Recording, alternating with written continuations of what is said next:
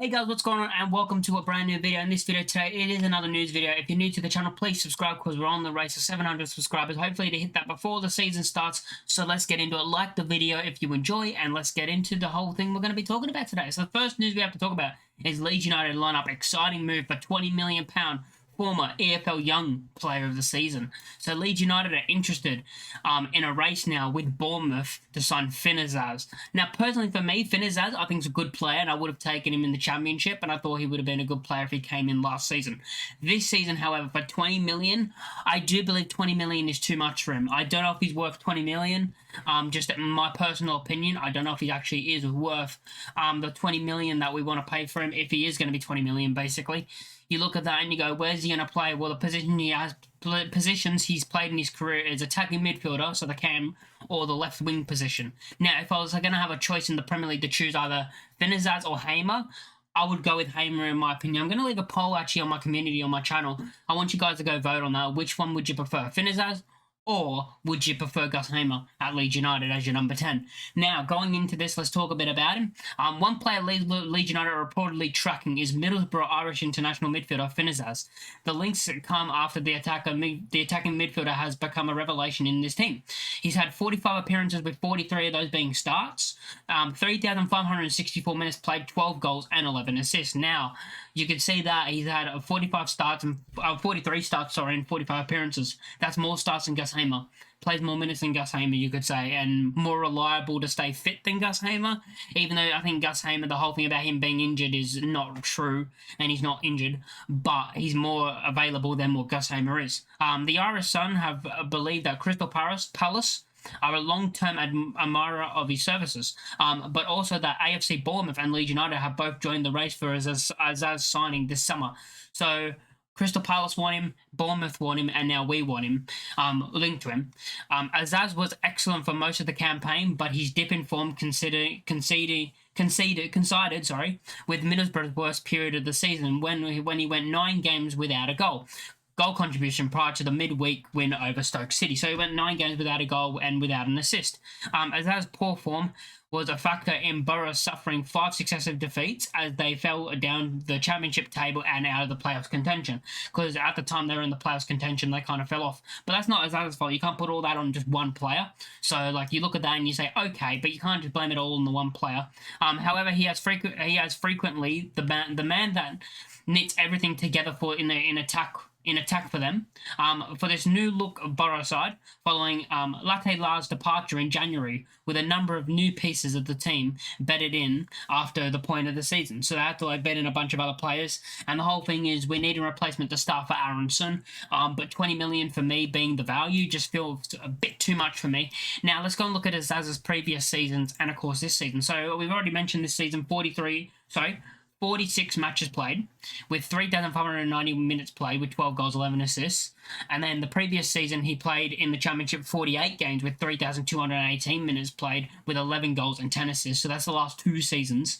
The season before that, he managed to play 39 games for 2,297 minutes in the Championship, with 8 goals and 9 assists. So he's getting a lot of minutes played, and he's getting goal contributions every single season. The season before that, he was in, is that League One, I think it is?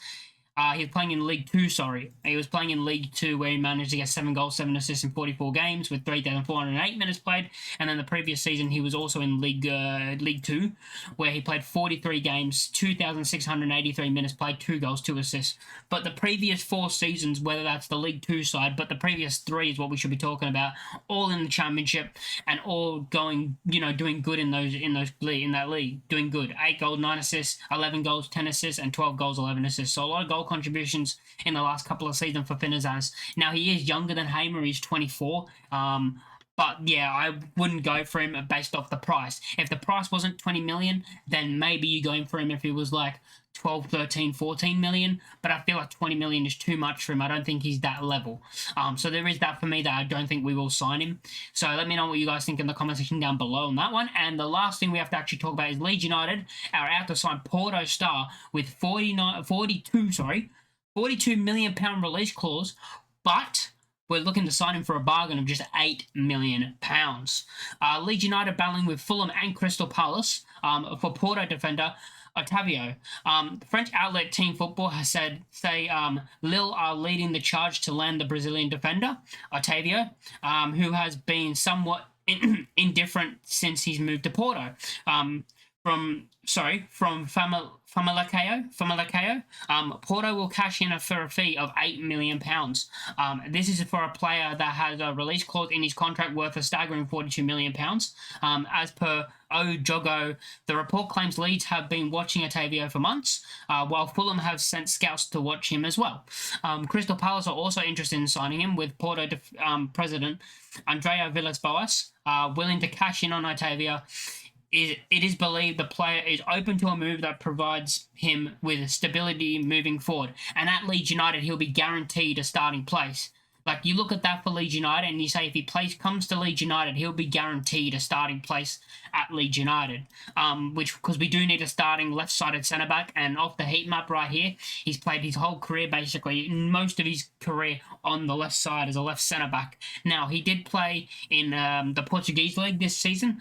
He played 20 games in the Portuguese League with 1,641 minutes played. He got 2 goals in that time as a defender, that's fine.